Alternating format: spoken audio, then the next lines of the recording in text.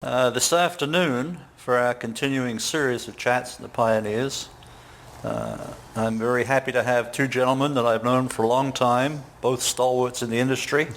On my far right, Mr. Larry Pelgrin, and sitting next to me, Dr. Irving.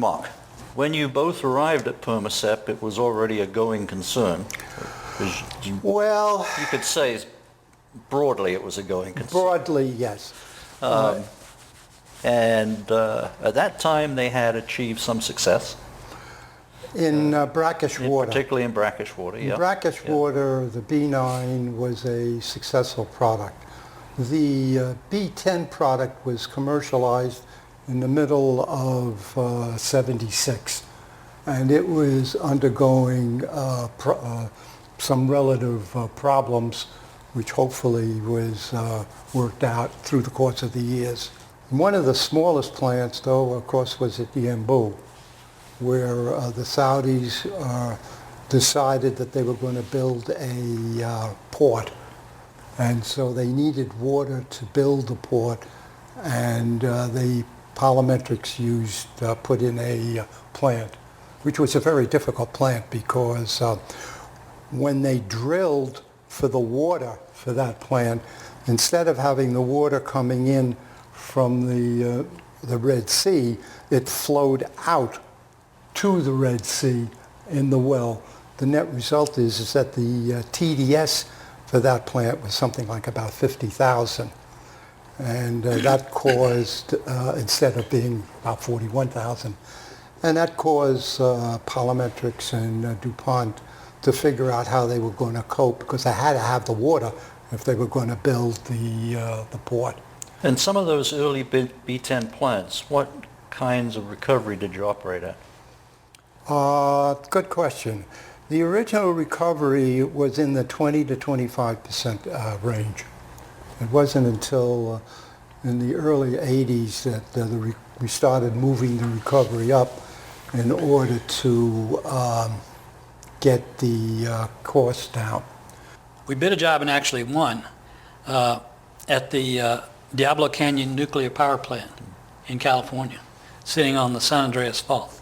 And when I told my manager that we were going to have the spiral product in California at the Diablo Canyon Nuclear Plant, I mean, the tremors could be felt all the way to Wilmington, Delaware. That was an ionics plant, I think, wasn't it? Yes. Yeah, I think it was. Was it? Yes, it was ionics. Okay. I can't remember. But anyway, so what we did as a guarantee was, if we don't perform, we'll replace our product with the competitors. that was the warranty. So, you had to get creative.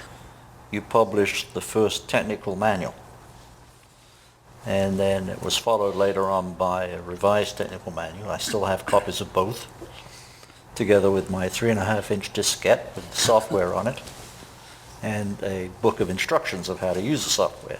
It would seem to me that the need for such a document would have occurred earlier in the history of the membrane. And why was that not published earlier?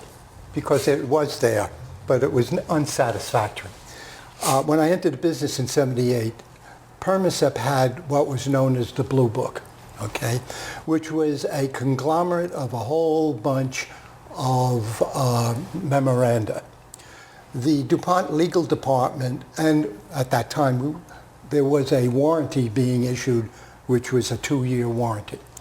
The DuPont legal department took a look at what we had and said, not satisfactory, won't fly. If we get a lawsuit, we're dead in the water. You are not backed up sufficiently. And so the word came down from the legal department, do something. And in 1979, we started to write a comprehensive technical manual for RO. And that eventually evolved into what was known as the Technical Information Manual, the TIM. And the TIM was given only to licensees. The sales force looked at it and said, gee, this is a great manual. but it's not satisfactory. From our point of view, we need something that we can hand, generally speaking, to the customer. And from that, in 1981, evolved what is known as the PEM, the Permacept Engineering Manual, which is a slightly watered down version of the TIM. The TIM was a more detailed technical one because that went to the licensees.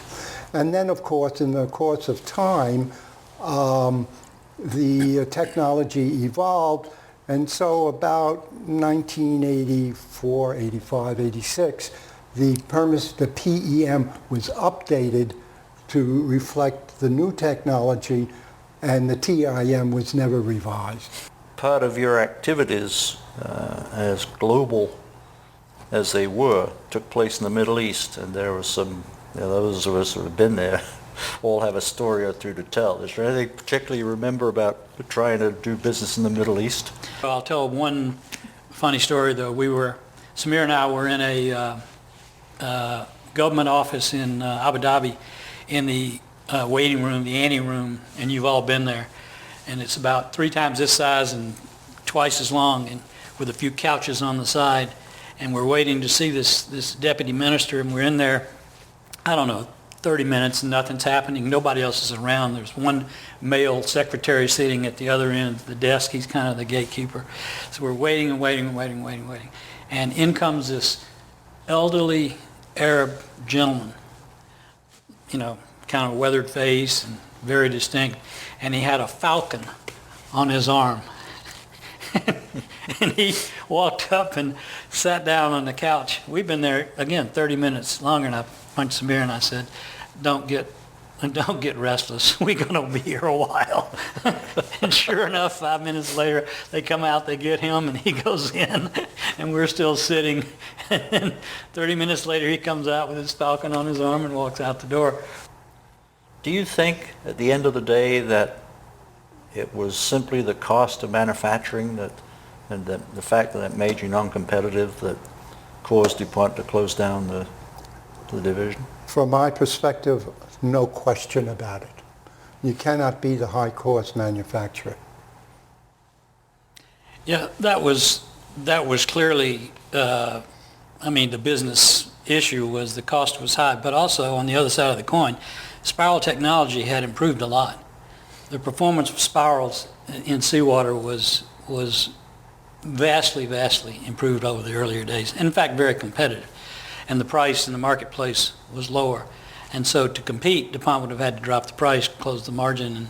And again, I go back to what I was saying about a business that was small by comparison to the DuPont empire at that time. In the course of those 42 years, I was associated with a half a dozen or more different businesses, but nothing like Permacept. You would get up in the morning and I would get up in the morning and I'd think to myself, what are these crazy nuts going to do today? And that's what it was. It was an exciting, innovative, creative business venture, and if I had to do it all over again, do the same thing. It was excitement from the day go. Good. It was a great business experience because you were a unique standalone business unit in DuPont, and there was a lot of autonomy given, a lot of risk taking, huge wins and losses that killed you. But it brought kind of the best out of people, and I guess one example of that is if you look at some of the graduates of Permacept in the DuPont company. Well, the first one I would mention is a guy named Tom Connolly, who is an executive VP in DuPont on the chairman's group. He's the innovation officer of DuPont. That's his. Remember, we're dealing with a very small business here. Mm-hmm. So he came through Permacept and now is at the top of the DuPont Number 2 heap in terms of talent. Another VP in DuPont is a guy named Tim McCann, who came through Permacept. Another is Bill Weber. And we hired both of them at his college. Yeah, they were not DuPont transfers. And then a guy who's an executive VP in Conoco, Fareed Salam. We hired him again. Samir and I hired him in Geneva. And he's now an executive VP in Conoco in Abu Dhabi. Remember, Dupont owned Conoco at one point. Right. So there were an awful Good lot training of ground. yeah. it So was a careers. proving ground, and an awful lot of highly creative people. And DuPont has a textological laboratory.